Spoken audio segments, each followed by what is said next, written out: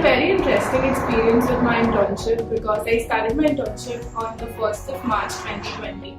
And until then, in India at least, everyone wasn't talking about COVID a lot. So we were just asking people who were traveling to wear an N95 mask and take all the necessary precautions.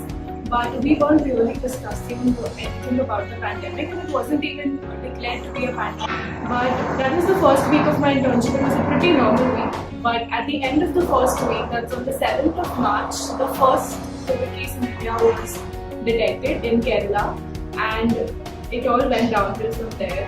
So like after that, I think by the end of second week, we had a lot more cases. By the end of third week, we had the Janta curfew. And by the end of March, lockdown was enforced. So that was the first month of my internship, and we'd never imagined that that's how we would begin our internship.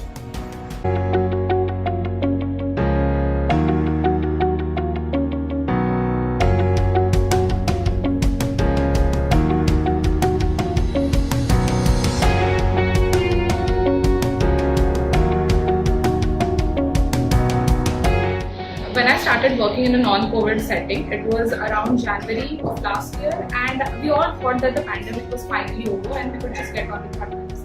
But when the second wave hit, the reality was much more grim because, especially in the non-COVID setting, there are inventory of resources. You come at the last point of it. So I was working in ICU, and my night shift was there, and one of my patients started desaturating really fast, and we were wondering that why this was happening. And then we realized that we only had one oxygen tank left. We had 3 patients on ventilator.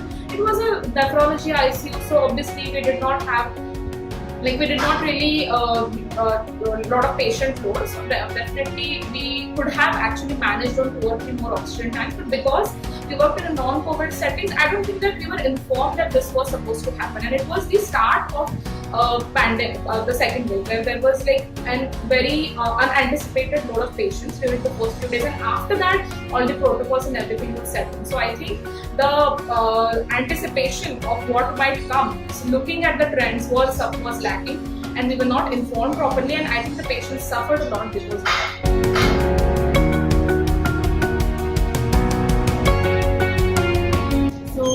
As a healthcare worker, I don't think we expected a lot. It was just like basic COVID sensitization and COVID breathing and COVID appropriate behavior for all healthcare workers at their workplace.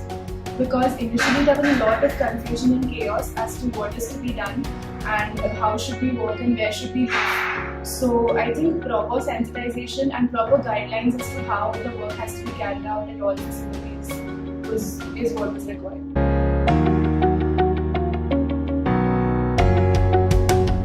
As compared to a tertiary care setting, I think the most important difference is that you don't necessarily work with your colleagues or people who are especially doctors or people who have a lot of training. Most of the times you work with your subordinates and you work with people who are doing the actual grassroots level work. So the gap that you need to bridge is that you have to make them feel that they could talk to you, they could actually, you're involving them in the work, and you're actually giving them responsibilities that they understand and they might be able to implement. And that is, I think, the biggest problem that comes, not just in pandemic period as well as any normal, even day-to-day life as well. The perception of the population is actually very different. They live a very secluded, very beautiful, very healthy life. They do not have the worries that we might have, that days are short, that nights are long, they get good sleep.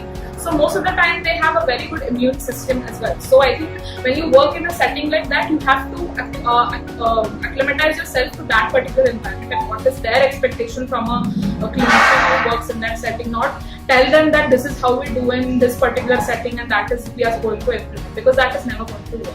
So overall, I think it's a very good experience to work in that kind of setting, and I think everyone should have it.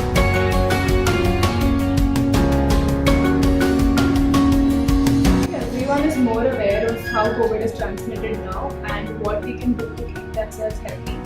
And I also think that people are more aware of the symptoms that their body exhibits in general, and they're also more ready to seek help whenever required.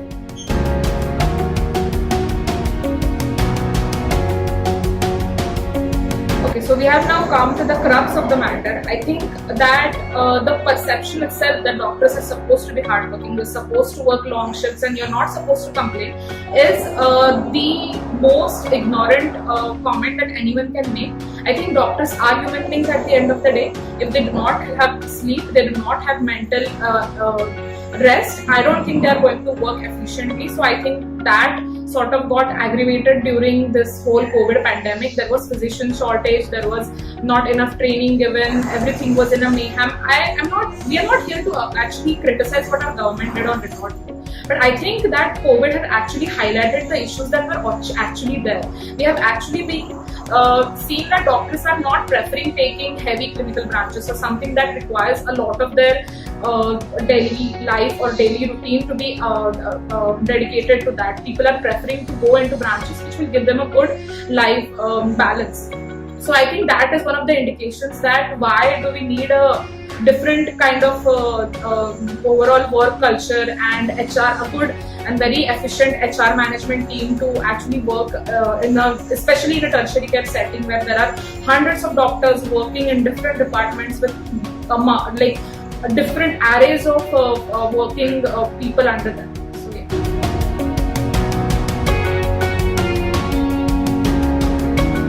As a healthcare professional, I think it has humbled me. It has made me more disciplined. It has made me respect every life even more. And it's shown me that life can change in a moment, and so you should live your life with peace. So the pandemic has actually had made me transform into an adult, not just in terms of age, but in terms of my mental space, that I actually consider myself an adult now. And it is not just because of all the horrible things that happened around me, but also because I understood that what is expected out of me in this life. What is that I should do? It is not just about being useful, it is only about being true to yourself, that what you want, you should do it, because you don't know what is going to happen tomorrow.